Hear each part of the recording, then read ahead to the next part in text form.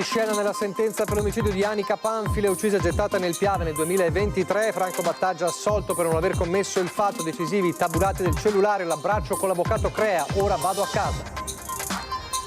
L'ex Primula Rossa della Mala del Brenta all'uscita dal carcere dopo 535 giorni in cella da innocente è stato un vero inferno, non dormivo mai, la difesa potrebbe chiedere in futuro l'ingiusta detenzione. Incredulo l'avvocato Amadio, legale del compagno della vittima, se Battaglia è innocente allora c'è un assassino libero, la procura riapra le indagini. Caldo killer, doppia tragedia nelle spiagge della Sardegna, tra le vittime un 57enne trevigiano stroncato da un malore sotto gli occhi dei bagnanti. Aziende prese alla sprovvista e commessi a rischio per i rallentamenti, Confartigianato perplessa per l'ordinanza regionale che entra in vigore domani per tutelare dal caldo estremo i lavoratori. Escursione in bici a Bigolino di Valdobbiadene, 61enne straniera cade dopo aver urtato un cordolo proprio mentre passa un camion che la urta con violenza e non si ferma, la donna gravissima. Con un sasso sfonda la vetrina di un ristorante a San Liberale di Treviso per alzare la cassa, sorpreso il bandito 31enne tenta di aggredire i poliziotti e viene bloccato col taser. Giovanissime che si concedono sessualmente per entrare nelle baby gang usate come moneta di scambio dai leader dei gruppi, a ring l'allarme dello psicologo e psicoterapeuta Mirko Casteller. Alla vigilia del confronto tra associazioni del commercio e amministrazione, il presidente di Ascon Caparo è chiaro, avanti con l'assessore Vettoretti e detta le priorità per Treviso. Grande festa a San Pietro di Feletto per i 108 anni di Angelo Peressini, il nonno della Marca e l'artigliere più longevo d'Italia. Il mio segreto, dice, onestà e amore. Telespettatori di Antena 3, buonasera e ben ritrovati. Il telegiornale di Treviso dunque si apre con la cronaca giudiziaria. Era attesa oggi la sentenza per l'omicidio di Anica Panfile ed è arrivata una sentenza che ha sorpreso tutti, l'assoluzione di Franco Battaggia per non aver commesso il fatto. Il racconto nel servizio di Daniela Sizzia. Vado a casa per l'assessore in carcere, poi la matricola nella casa. Questo serve.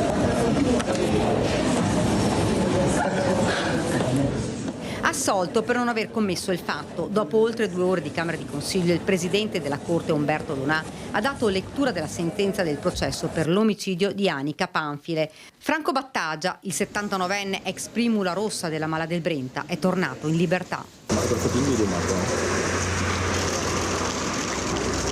Un attimo. Il sorriso ancora incredulo, il cancello che si apre, in mano un sacco giallo con tutte le sue cose dentro. Dopo 535 giorni torna a casa. Alla domanda come ha vissuto questo periodo la risposta è secca.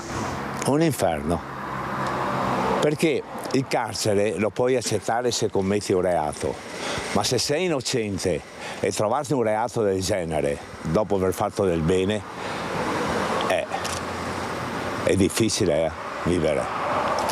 Cosa ha pensato questa notte, prima di questo? A notte non pensavo niente perché prendevo 4 pastiglie per dormire, se no non dormo. Abbraccia l'avvocato Crea e lo ringrazia. 2 gli elementi incontrovertibili che contrastavano con la tesi dell'accusa, ci spiega il legale. Abbiamo dimostrato che ad un certo punto, alle 16:52 del 18 marzo, Battaglia e la signora Panfile sono usciti da casa dell'abitazione del Battaglia, dove nell'ipotesi di accusa sarebbe stato consumato l'omicidio tra le ore 16:07 e le 16:24. Abbiamo dimostrato invece che, con dei dati oggettivi, e cioè con tabulati telefonici, che per 19 minuti dopo le 16:52 la signora Panfile operava attivamente sul suo cellulare con una connessione dati con il gestore Wind, e in quei 20 minuti in cui lei operava il signor Battaglia era già alle 17:05 al casello di Treviso Nord. Questo era già un elemento decisivo, dirompente, e un elemento oggettivo incontrovertibile. Il secondo, strettamente collegato a questo, è che i 2 telefoni della signora Panfile e del Battaglia dalle 16:52 all'unisono escono dall'abitazione, si muovono assieme e poi c'è una divaricazione. Battaglia va verso Villorba e Mogliano e il telefono della signora Panfile rimane a Spresiano, dove accende 2 diverse celle fino alle 17:46 quando si spegne definitivamente. Si tratta di 2 alibi tecnici, dice l'avvocato Crea, che ho sostenuto e che evidentemente sono stati ritenuti dalla Corte d'Assisi insuperabili. Che cosa ha pensato subito? Che sono felice, grazie al grande maestro qua. Rispetto a tutta questa vicenda, rispetto a questo omicidio, lei che idea si è fatto? Non sono cose imputabili a me e non voglio imputare nessuno. E non devo cercare nessuno io. Un pensiero su Anica. Pensiero, che era brava a lavorare. Poche parole da parte dell'ex moglie che è andata in carcere a prenderlo. Contenta? Molto, ma non ho niente da dichiarare, signora. Fra 90 giorni le motivazioni della sentenza. È ancora presto, ma potrebbe essere chiesta l'ingiusta detenzione. Qualora e quando la sentenza sarà definitiva e dovesse essere confermata nei 3 gradi di giudizio, se la Procura di Treviso o la Procura Generale di Venezia dovesse fare appello, allora in ipotesi c'è la possibilità di tale richiesta.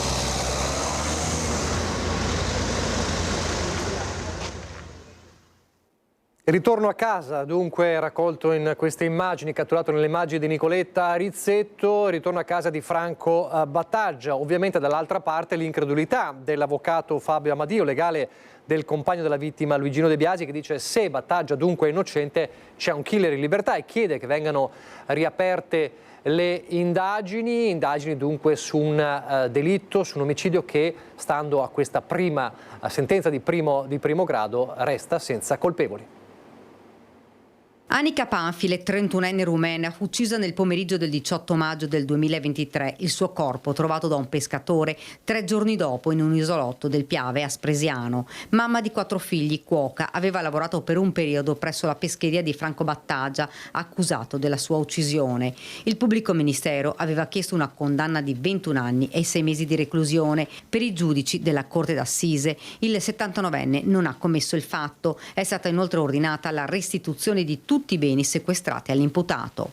Subito informato il compagno della vittima, Luigino De Biasi, non ha voluto rilasciare dichiarazioni. Ci è rimasto male, ci spiega l'avvocato Fabio Amadio, legale dell'uomo. Un delitto che a questo punto rimane senza colpevoli. Speriamo, continua, che presto vengano riaperte le indagini e che venga al più presto identificato il responsabile della morte di Anica.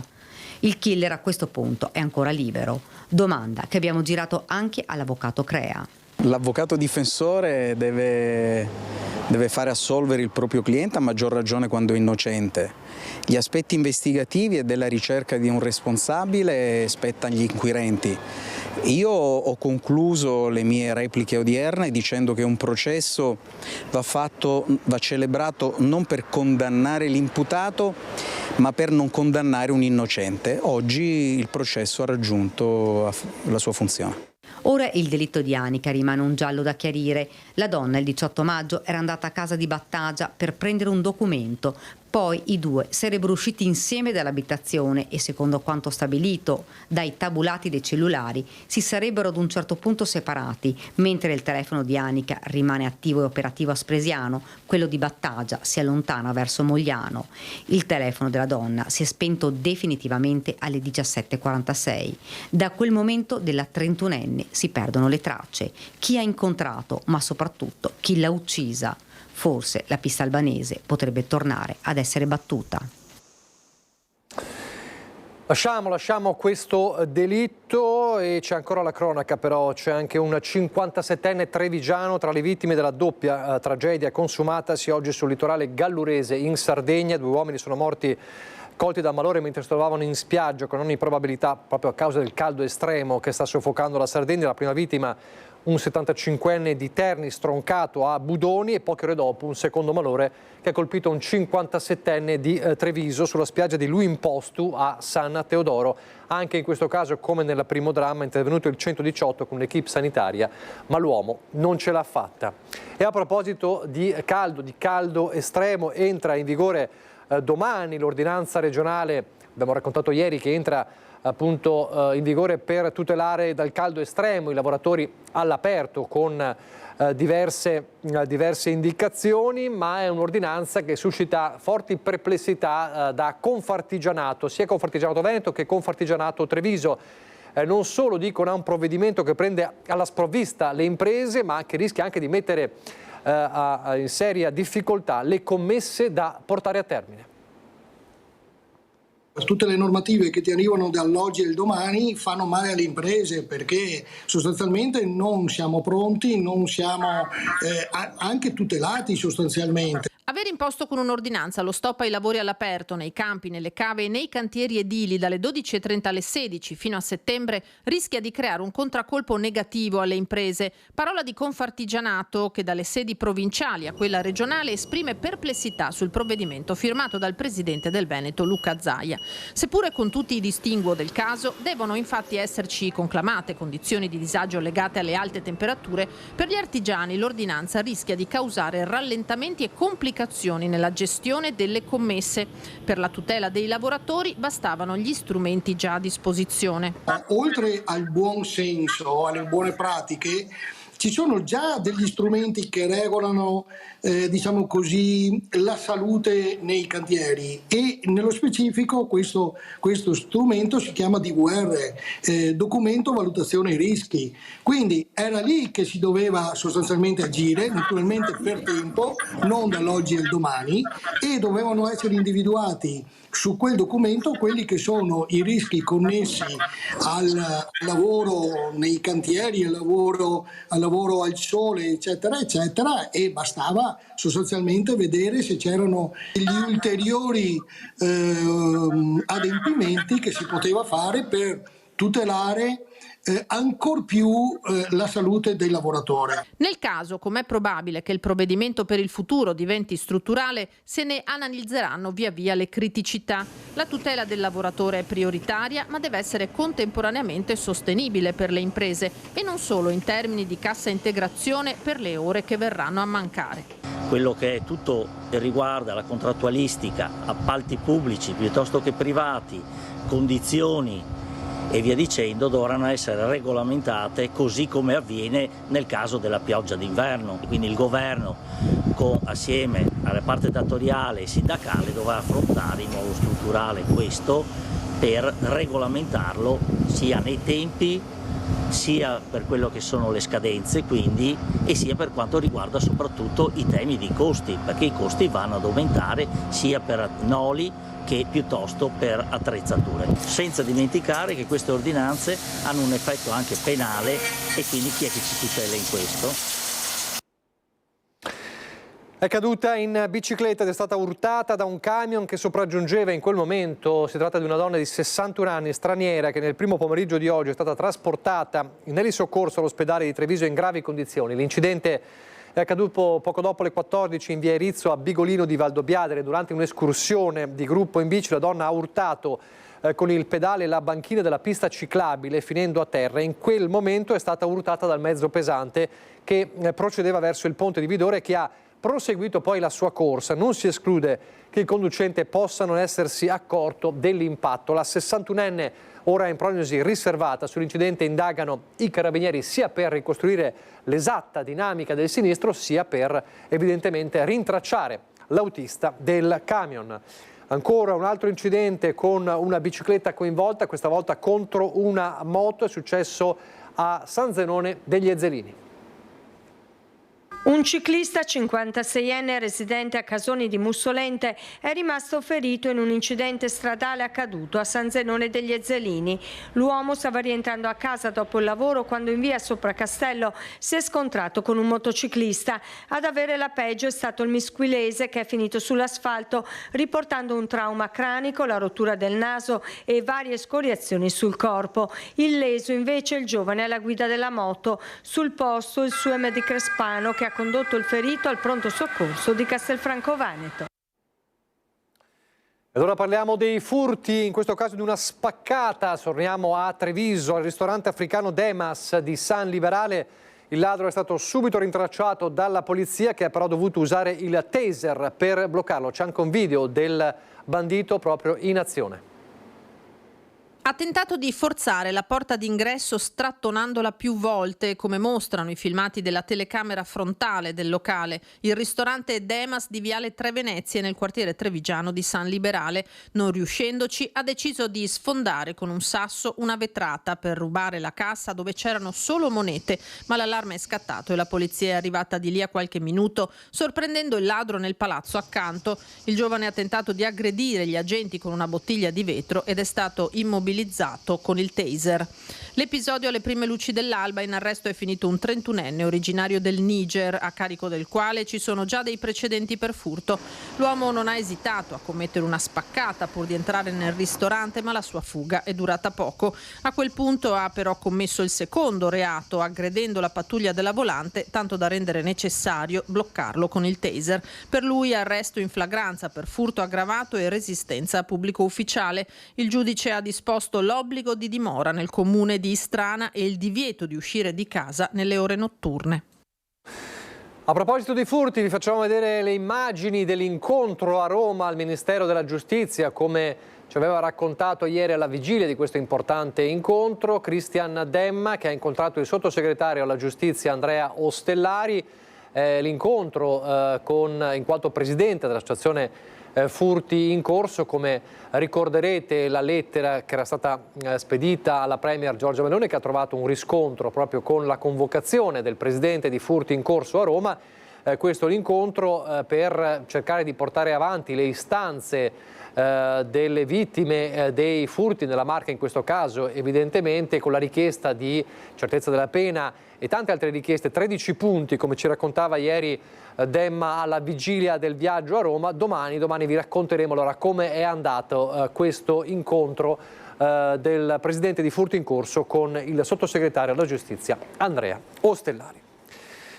Mentre si sono risolti positivamente in queste ore, con il loro ritrovamento in buone condizioni, i casi delle scomparse delle giovanissime Gosette Greguoldo e Naissa Torresani, rispettivamente a Mogliano Veneto e a Treviso, scatta purtroppo l'allarme per un'altra minorenne svanita nel nulla. La vedete in queste immagini. Si tratta della 16enne Aya El Wadnouni, allontanatasi dalla sua abitazione a Conegliano il 27 giugno scorso. La ragazzina è alta 1,62 m circa, di corporatura magra, capelli ricci castani, occhi castani, ha piercing con brillantino al naso. Al momento dell'allontanamento indossava una camicia bianca a maniche corte, gonna lunga al ginocchio bianca e scarpe ginniche nere. Chiunque ha visti Aya, che ha soltanto 16 anni, o possa riferire informazioni utili ai fini delle ricerche, ovviamente è pregato di contattare il 112, le forze dell'ordine. Questo è dunque il volto della giovanissima Aya, che è scomparsa di casa ormai da 5 giorni. Restiamo però a tema di giovanissime di ragazzine, però è un altro scenario, uno scenario davvero inquietante, scioccante, quello raccontato ieri sera in diretta a Ring, nell'ultima parte di Ring con Ferdinando Avarino. Era ospite lo psicologo e psicoterapeuta di Castelfranco, molto noto, tante volte ospite delle nostre trasmissioni, Mirko Casteller, che si è concentrato, partendo da un dato del CEIS di Treviso di questi giorni, si è concentrato su quello che è un fenomeno sempre più allarmante e davvero inquietante: ragazzine giovanissime che si concedono sessualmente ai leader delle baby gang per entrare in questi gruppi. L'ho raccontato ieri, narrando anche di casi che ha dovuto seguire a età davvero impensabili. Sentite. Quando nel colloquio clinico singolarmente queste ragazzine, ovviamente minorenni, che non lo direbbero mai davanti ai propri genitori, ti raccontano che hanno avuto rapporti sessuali a 9 anni, a 10 anni, e li hanno avuti per compromessi necessari per l'appartenenza al gruppo, comprende bene il tema. Sono un'alterazione totale delle dinamiche e delle regole nella nostra società che non siamo assolutamente abituati ad avere, cioè l'uso della sessualità come appartenenza al gruppo. È un racconto scioccante quello che il noto psicologo e psicoterapeuta di Castelfranco fa in diretta a Ring. Il racconto di un allarme che il professionista registra quasi quotidianamente durante le sue sedute. L'età di 9-10 anni è forse un caso limite, non quello di preadolescenti e ragazzine sempre più giovani disposte a rapporti sessuali con uno scopo preciso. Lo scenario è quello delle baby gang. Le nostre ragazzine vengono utilizzate come merce di scambio per l'appartenenza o non appartenenza ad alcune baby gang nel territorio. vengono viste come una nuova moneta che viene utilizzata accreditandosi come leader all'interno di questi gruppi, che spesso sono multietnici e sono di seconda e terza generazione, e utilizzano in questa moneta soprattutto figlie di italiani di prima generazione. Questo è un fenomeno che io vedo in terapia, è in crescita esponenziale ed è fortemente preoccupante. Perché? Perché sono in un'età in cui l'appartenenza al gruppo, il ruolo, l'identità si sta ancora formando totalmente, e spesso i modelli che noi vediamo in rete, i modelli sono quelli, i modelli dei rap che appartengono ad altre etnie e che indirettamente utilizzano queste figure, che sono delle figure molto deboli. Il sesso come orribile passepartout per far parte del gruppo. Il sesso e anche la droga, come accertato dall'ultimo studio del CEIS di Treviso sul consumo di stupefacenti esponenziale tra le minorenni. Spesso l'iniziazione all'uso delle sostanze. Vuoi appartenere alla baby gang, vuoi essere vicino a colui che è leader all'interno della baby gang, allora usa queste sostanze e appartieni a queste sostanze. C'è una forma di debolezza. Vogliamo dirla pesantemente, se mi permette? Sì. I ragazzi, i maschi provenienti dalla seconda e terza etnia sono più potenti rispetto ai maschi appartenenti alla prima generazione italiana, e quindi indirettamente questa potenza, questa virilità, questa presenza nella società come punti di riferimento certi attraggono le nostre ragazzine. Dall'altra parte invece ragazzini sempre più in crisi, sconfitti nettamente nel confronto e che si rifugiano nella pornografia e nell'isolamento. Un quadro inquietante che, secondo Casteller, ha origine prima di tutto nella famiglia. In passato la mia e la sua generazione viveva nelle famiglie delle regole. Noi siamo oggi nella famiglia delle relazioni. Qual è il problema? È che nella famiglia delle relazioni le regole sono fuori dalla famiglia, non sono all'interno della famiglia. E come si fa a dire a questi ragazzi che il leader della baby gang è meno importante del proprio padre? Me lo spiega lei? Ancora la cronaca scoperta dalla Guardia di Finanza, una rivendita abusiva di prodotti da fumo, sequestrati oltre 2 kg di tabacco e centinaia di articoli privi di autorizzazione.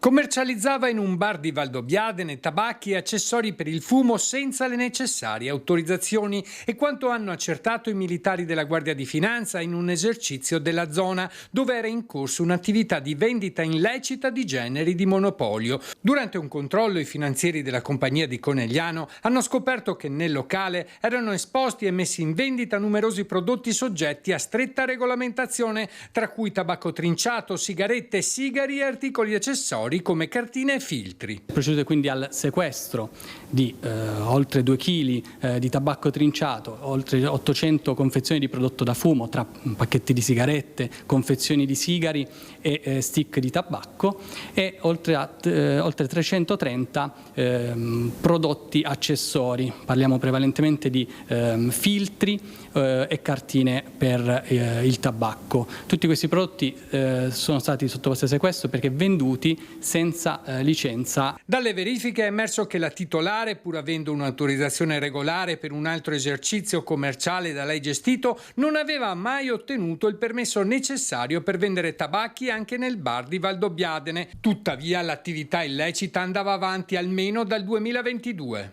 La titolare del bar è stata quindi deferita alla Procura della Repubblica di Treviso per le responsabilità penali connesse alla vendita di generi di monopolio senza autorizzazione, e la circostanza è stata anche partecipata all'ufficio dell'Agenzia delle Dogane e Monopoli.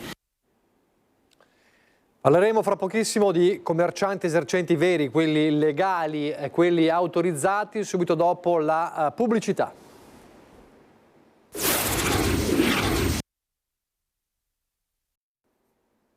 Di nuovo in diretta con il telegiornale di Treviso, ripartiamo dal capoluogo, ripartiamo dal commercio, dai commercianti, da Ascom, Confcommercio. Domani c'è il tavolo, il confronto tra associazioni del commercio e amministrazione, il caso di queste settimane, l'assessore Vettoretti nella bufera. Bene, alla vigilia di questo confronto il presidente di Ascom Confcommercio, una giornata importante per celebrare gli 80 anni di Ascom Confcommercio, dice: Avanti con l'assessore Vettoretti, ma detta anche le priorità per il futuro della città. Questa è l'indicazione che abbiamo ricevuto, noi siamo qui da 80 anni, abbiamo visto un sacco di assessori e di sindaci passare e quindi avanti con Vettoretti. Dopo le polemiche dei giorni scorsi, la festa degli 80 anni della Confcommercio di Treviso è l'occasione per guardare avanti e ripartire attorno ad un tavolo, quello che giovedì metterà di fronte amministrazione e commercianti, per far ripartire i numeri di un commercio di prossimità che, come in tutta Italia, subisce cali costanti. Uno dei temi in discussione saranno i grandi eventi, da molti criticati, da altri applauditi. Io credo che la soluzione sia in una parola, equilibrio. Ci sono grandi eventi, servono alla città, servono da tutti i punti di vista, per quello che portano, per l'indotto che creano, per la comunicazione, per il fatto di portare Treviso all'attenzione di un contesto più ampio, ma serve equilibrio perché non tutti nello stesso posto, non tutti nello stesso periodo e a volte bisogna anche capire che alcuni devono essere favoriti e probabilmente anche incentivati, alcuni invece devono essere magari sostituiti da altri a distanza di tempo perché c'è bisogno di portare freschezza. Ma ne ha per tutti il Presidente, prima per chi tiene sfitti case e negozi. Siamo presidio, siamo servizio alle fasce deboli, siamo sicurezza. E questo lo siamo per tutti i cittadini, non solo per i nostri clienti del nostro negozio. Allora condividiamo questa responsabilità anche con i proprietari e troviamo le soluzioni che ci sono. Magari ci sono anche in contratti più snelli, in contratti più brevi, perché posso capire anche le difficoltà dei proprietari, ma evidentemente le regole sono state fatte in altri periodi, oggi ci sono dei cambiamenti, troviamo delle regole nuove. Poi per il Parco dal Negro, oggetto di bivacchi recenti da parte di persone senza fissa dimora. È uno spazio di proprietà privata, a gestione privata ma di uso pubblico. Allora non può essere un problema lasciato ai privati perché ne sono proprietari, è un problema che dobbiamo condividere con l'amministrazione, ecco il nostro appello, è una situazione che va presa per mano, va risolta, probabilmente dobbiamo intervenire con delle soluzioni, però è uno spazio che va presidiato. Poi sui parcheggi necessari alla città. C'è un'esigenza di un parcheggio all'interno delle mura della città per poter pedonalizzare la città, per renderla fruibile. Servono 400 posti auto, se vengono recuperati in posti diversi ben venga, purché lo si faccia. Oggi il tempo delle parole è passato, credo che serva la soluzione. E infine ancora sui nuovi supermercati in Viale della Repubblica, bocciati senza mezzi termini. Vengono aperti degli spazi commerciali per la grande distribuzione alimentare solo per occupare il mercato a discapito dei competitor, nella logica che chi rimane e chi satura per primo vince, ma non risponde a una logica di mercato perché oggi l'offerta è superiore alle richieste. Questa è dunque la disamina del Presidente Capraro. Lo dicevamo, è una giornata importante perché si celebrano, si festeggiano i primi 80 anni di Ascom Confcommercio Treviso e ci sono anche dei dati che riguardano ovviamente il presente e il futuro. Cala il commercio al dettaglio ma aumentano le imprese al femminile. Una base solida, un numero di associati che negli ultimi 5 anni è rimasto pressoché invariato e imprese giovani e femminili che crescono sempre di più. Gli 80 anni che Ascom festeggia con la città di Treviso sono un compleanno importante per lanciarsi anche nelle sfide del futuro, trasformare il commercio di prossimità in sofferenza e digitalizzare senza perdere umanità. Dall'analisi della nostra base dati, che sono i 4.000 associati presenti, che si sono associati e sono dei nostri 63 comuni in mandamento di Treviso, abbiamo un dato veramente interessante: il 40% vede la presenza di una donna, che sia l'imprenditrice o che sia nell'assetto societario, però è un valore importante perché le nuove adesioni e le nuove imprese sono anche e soprattutto donna. È un dato che ci ha anche sorpreso perché rispetto al 2019 e il 2024 abbiamo avuto un grande balzo in avanti e questo è un volano importante per l'economia territoriale. Un compleanno con una grande storia dietro, ma anche un futuro brillante davanti. Ci stiamo ponendo dei nuovi obiettivi per il prossimo decennio, naturalmente mantenendo quello che è lo spirito, i caratteri identificativi di Ascom, che sono la relazione umana, l'ascolto. Restiamo a Treviso, iniziata questa mattina la demolizione in via Feltrina del secondo stralcio delle palazzine che Ater sta riqualificando. Saranno 163 gli alloggi totali consegnati alla fine del 2026.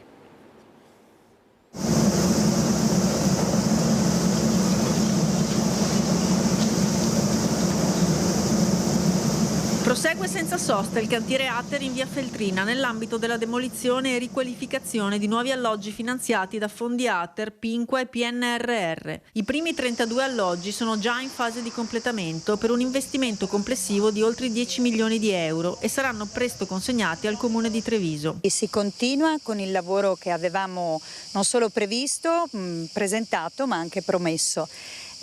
Sono i prossimi 16 alloggi, gli altri sono quasi pronti e piano piano poi partiranno con il nuovo anno i prossimi.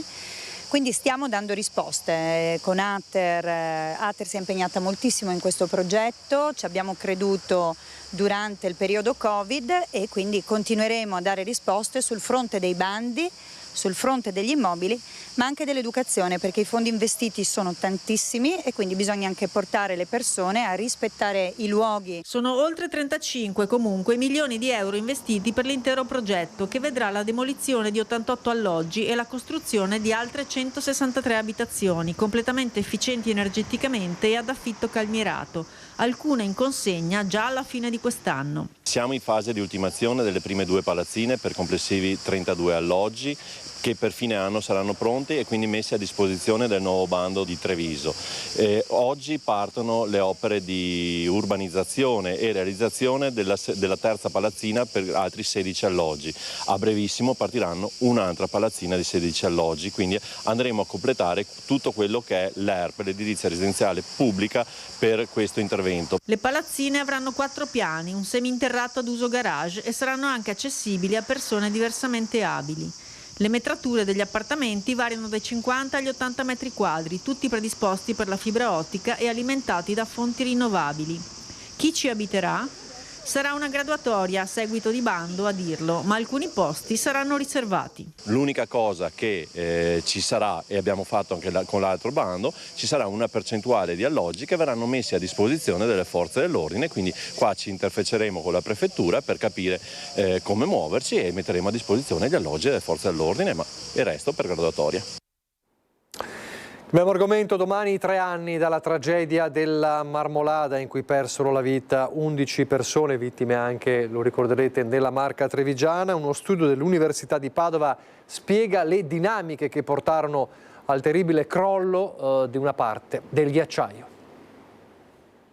A 3 anni dal tragico crollo del ghiacciaio della Marmolada, un gruppo multidisciplinare con membri delle università di Padova, Parma, Stellenbosch, Zurigo e dell'Istituto Oceanografico e di Geofisica di Trieste, insieme ad ARPAV, ha pubblicato uno studio sui meccanismi che hanno portato a quel distacco. 3 anni fa si è verificata una convergenza di effetti legati a al ben noto fenomeno del riscaldamento globale che ha determinato il collasso. La causa non va ricercata solo nella grande quantità d'acqua che si è creata a causa del riscaldamento superficiale del ghiacciaio, ma anche ai fenomeni che si stanno preparando da qualche decina d'anni e che hanno sciolto anche il permafrost. Permafrost è quello strato permanentemente gelato che in qualche modo consolida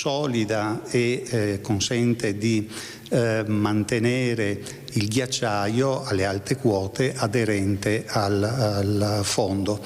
La fusione o in ogni caso l'incremento di temperatura è stato uno dei fenomeni che hanno innescato il crollo della Marmolada. Il ghiacciaio della Marmolada nell'ultimo secolo si è ridotto del 90%. L'evidenza scientifica però ci racconta come sia stato l'ultimo decennio ad accelerare lo scioglimento movimento, fenomeno questo diffuso in tutto il mondo. Negli ultimi 10 anni noi abbiamo avuto un raddoppio di questo tipo di fenomeni, con centinaia di morti in molte regioni alpine, in particolare in Himalaya, dove questo fenomeno è particolarmente importante. Seppur di natura diversa, anche le colate detritiche di San Vito di Cadore sono legate ai cambiamenti climatici. La zona è nota proprio per questo tipo di dissesto, si parla di colate detritiche rapide. Sono delle colate che sono innescate da precipitazioni particolarmente intense, quindi brevi e abbondanti. È evidente che proprio con il riscaldamento noi abbiamo anche un incremento di quelli che sono i fenomeni estremi, e quindi necessariamente sono proprio quei fenomeni estremi che incrementano la frequenza di questo tipo di fenomeni. Quindi non c'è un collegamento diretto con quella che è la fusione dei ghiacciai, ma c'è un collegamento diretto con il riscaldamento del clima. Un tragico anniversario quello di domani, invece una festa grande quella di oggi, ce ne sarà un'altra domenica per quello che è non solo l'artigliere più longevo d'Italia, ma anche il nonno della marca. Sono 108 anni per Angelo Peressini. 108 anni, è contento Angelo? Contentissimo. Auguri Angelo. È festa grande per Angelo Peressini, friulano di nascita e trevigiano d'adozione. È il nonno più anziano della marca e l'artigliere più longevo d'Italia. Per lui, nel giorno del compleanno, gli omaggi di amici, sindaci e del consigliere regionale in un clima di affetto e riconoscenza. Consegno questa bandiera che è il simbolo della regione del Veneto. Per noi è un orgoglio festeggiare con te, con la bandiera del Veneto, 108 anni. Va bene. Nato a San Daniele del Friuli il 2 luglio del 1917, Peressini fu chiamato alla leva nel 1938. Poco prima del congedo, lo scoppio della guerra lo portò sui fronti di Albania e Grecia. Tornò a casa solo a conflitto finito, decorato con la Croce di Guerra. Dopo il servizio militare si trasferì a Rua di Feletto, dove lavorò per l'anonima elettrica trevigiana, poi Enel, come responsabile di zona. Lui ha contribuito negli anni 50-60 a portare l'energia elettrica nel nostro comune. Conosce tutto il comune e tutto il comune conosceva Angelo Dea Luce. Tutti quanti i concittadini che lo vedevano lo ringraziavano e comunque stavano là a chiacchierare con lui, perché una mente del genere, cari miei, non la troviamo tanto facilmente in giro. Angelo ama leggere, risolvere parole crociate e non rinuncia mai al giornale. Il suo piatto preferito è il polpettone, accompagna i pasti con tanta acqua e un dito di vino rosso. Frutta, verdura e una vita in pace sono gli ingredienti della sua lunga esistenza. È bello arrivare all'età mia, senza disturbi, senza dolori, senza niente. Il segreto della sua longevità? Onestà e amore, risponde sorridendo. Bravi e onesti con tutti, mai odiare nessuno. Con la moglie Maria, conosciuta a una serata danzante e scomparsa dopo 63 anni di matrimonio, ha cresciuto 2 figlie, Adalisa e Rosella. Tanti auguri papà! Grazie. Domenica prossima a Rua di Feletto si terrà una messa solenne nella chiesa del paese, celebrata assieme ai suoi compagni artiglieri. Seguiranno un rinfresco e un pranzo riservato ai familiari e a pochi intimi. Altro non ho da dire e augurarvi vita lunga.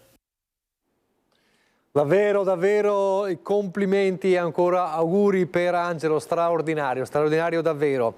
E noi passiamo dall'artigliere Angelo al soldato Emilio Pellizzari. In pochi giorni si è risolto, grazie anche al nostro network a Media Nord-Est, il mistero del soldato Pellizzari. La sua targhetta militare, trovata vicino a Pisa, sarà restituita alla famiglia che da più di 70 anni vive vicino a Como. Sentite. Dal Veneto, province di Treviso e Vicenza, alla Lombardia, alla Toscana e all'Emilia-Romagna, sono 4 le regioni italiane che in pochi giorni si sono trovate unite nel nome di Emilio Pellizzari. Il suo nome era su una targhetta militare trovata nei pressi di Pisa, per la quale è partito un appello alla ricerca di familiari anche tramite la TV e i social. È una delle figlie, Gabriella, a rispondere all'appello dell'associazione Metal Detector Emilia-Romagna, riconoscendo il nome del padre e dei nonni. Buongiorno a tutti, sono Gabriella Pellizzari, la secondogenita di Emilio Pellizzari, nato a San Zenone di Treviso nel 1923. Voglio ricordare mio padre come un lavoratore onesto, emigrato qui in Lombardia, lavorando in una ditta di cotonificio, mettendo la priorità prima alla famiglia per riuscire a darci un benestante e a suon di sacrifici. Emilio, sposato con Maria Fantina di Riese Pio X, emigrato nel Comasco come lavoratore di un cotonificio e padre di altri 3 figli, Marino, Lorenzina e Maria Rita, muore a soli 61 anni nel 1984 per un tragico incidente stradale vicino a casa, travolto da un'auto pirata. Ora il legame si riallaccia di nuovo grazie a quella piastrina trovata vicino a Pisa, grazie ai volontari delle associazioni Metal Detector Emilia Romagna e SOS Metal Detector Nazionale. In pochi giorni il mistero si è risolto grazie al servizio del nostro telegiornale, alle ricerche nell'archivio di Stato di Treviso fatte dal signor Leopoldo Pincin, nostro telespettatore, e al passaparola che dallo schermo TV è arrivato grazie ai parenti fino in Lombardia. Voglio ricordarlo con grande affetto, come un grande uomo, e voglio anche ringraziare l'associazione Metal Detector che avermi dato questa opportunità di conoscere la vita militare, il tempo di guerra che ha fatto mio padre, che noi figli eravamo all'oscuro di tutti. A breve la piastrina sarà riconsegnata ai discendenti di Pellizzari appena saranno espletate le pratiche burocratiche trattandosi di un ex soldato dell'esercito. La storia e i suoi cicli hanno fatto un giro lungo 80 anni e molte centinaia di chilometri. Per Emilio e tutti i suoi parenti è un cerchio che si chiude nel modo più bello e inatteso, riscoprendo pagine di vita e di famiglia che ancora ci parlano e hanno qualcosa da insegnare. Grazie ancora, grande saluto, sono emozionata.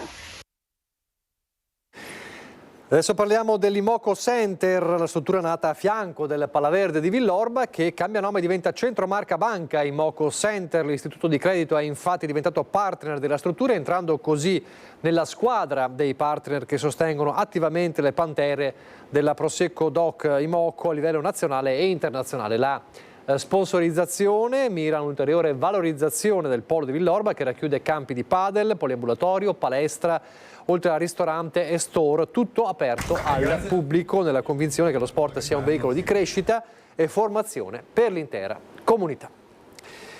Esce domani nelle sale cinematografiche il film Di là dal fiume e tra gli alberi, una produzione internazionale di grande prestigio che ha scelto il Veneto in questi mesi, e in particolare Venezia, come cornice narrativa e visiva per dare vita all'indimenticabile romanzo di Ernest Hemingway diretto da Paula Ortiz, un cast di altissimo livello composto tra gli altri da Liv Schreiber, Matilda De Angelis, Laura Morante e Massimo Popolizio. Il progetto è stato sostenuto dalla Regione con il programma POR FESR 2014-2020 e il supporto della Veneto Film Commission, girato non solo a Venezia ma anche nella Marca trevigiana. Crediamo che il cinema sia un potente strumento di promozione culturale e territoriale, ha spiegato il governatore Luca Zaia. Questo film, che intreccia la storia di un uomo con quella di una donna in una città iconica come Venezia, restituisce al pubblico una narrazione profonda, letteraria, al tempo stesso visivamente incantevole, anche un tributo all'Italia e al Veneto nella memoria dello scrittore americano che tanto ha amato il nostro paese, appunto come Ernest Hemingway. E adesso lasciamo Treviso e andiamo nel Bellunese. Per tornare ovviamente a parlare della frana di San Vito, la strada statale 51 di Alemagna è stata riaperta per i soli mezzi di soccorso nel tratto tra Cortina e San Vito di Cadore, mentre restano imprevedibili di fatto le tempistiche della riapertura al traffico. Prioritario garantire la sicurezza e su questo principio proseguono gli studi di fattibilità per le opere di mitigazione del rischio. Sulla riapertura al traffico della strada statale 51 di Alemagna i tempi sono quanto mai incerti. Grazie all'imponente lavoro delle ditte incaricate da ANAS, dei Vigili del Fuoco e Protezione Civile, la sede stradale è stata quasi completamente liberata dalle migliaia di metri cubi di detriti che non più tardi di ieri giacevano depositate sul manto stradale. Dal comune di San Vito, in concitazione con ANAS, è arrivato l'ok alla percorribilità della 51 ai mezzi di soccorso in caso di necessità, con tutte le cautele del caso, poiché il fronte montuoso interessato dalle colate dei giorni scorsi è ancora fortemente instabile e nuovi apporti di materiale detritico potrebbero verificarsi in qualsiasi momento. L'ipotesi è ora quella di un sistema alla stregua di quanto avviene sul Fadalto, con semafori pronti a interdire la circolazione in caso di aumentata pericolosità. Una proposta questa che sarà posta domani all'attenzione del prefetto Antonello Rocco Berton e da cui dipenderanno le tempistiche della riapertura al traffico. L'attenzione resta comunque massima perché ad oggi non si può prevedere l'evoluzione di un fronte di frana nuovo e dinamico del quale non si conosce il comportamento, specialmente nel caso del verificarsi di nuovi distaccamenti tutt'altro che improbabili, vista la copiosa quantità d'acqua che continua a scorrere nel canalone e le precipitazioni attese nei prossimi giorni. Prefettura, Regione, ANAS, Provincia e Forze dell'Ordine sono al lavoro per la definizione delle opere di mitigazione del rischio, in primis il sistema di monitoraggio che sarà composto di telecamere ad alta risoluzione, radar e personale in loco per un monitoraggio continuo del comportamento dei versanti, non solo della Croda Marcora ma di tutti i fronti franosi che caratterizzano la Valle del Boite. Contemporaneamente andranno testati i sistemi di allarme per eventuali chiusure dell'Alemagna da disporre in caso di eventi estremi e sarà istituita una centrale operativa a San Vito che sarà l'hub incaricato di raccogliere e organizzare il flusso di informazioni sui movimenti della montagna. Previsto per mercoledì mattina intanto l'incontro al neo istituito centro di coordinamento soccorsi presso la caserma dei Vigili del Fuoco a Belluno, in cui saranno definiti più approfonditamente compiti e responsabilità dei vari soggetti coinvolti. Rimangono al vaglio dei tecnici gli studi di opere che possano aumentare la sicurezza, come il drenaggio dell'acqua che alimenta le colate o l'apertura di canali artificiali a monte per deviare i flussi detritici. L'impresa Pizzarotti, che gestisce la costruzione della pista da bob a Cortina d'Ampezzo, ha sporto denuncia al commissariato di polizia ampezzano per il presunto furto di 2 bobine di rame che mancano all'appello nel cantiere, oltre ad aver rilevato che alcuni cavi sempre di rame apparirebbero tranciati in prossimità della stazione di partenza. L'amministratore delegato di Simico, Fabio Saldini, parla di ennesimo atto vandalico, anche se sono ancora molti punti da chiarire su questa vicenda. Il cantiere era già stato interessato, lo ricorderete, dal presunto vandalismo quando una conduttura metallica era stata rinvenuta in mezzo alla strada, ipotesi poi smentita dalla procura che declinò l'ipotesi di atto condotto da terzi. A seguito di quell'evento i sistemi di sicurezza e videosorveglianza del cantiere sono stati potenziati e, data la difficoltà degli spostamenti viari a seguito della frana di San Vito e il peso e la dimensione delle bobine di rame, sarà necessario attendere l'esito delle indagini prima di confermare definitivamente l'ipotesi di un furto. Insomma, è tutto ancora da chiarire su questa vicenda.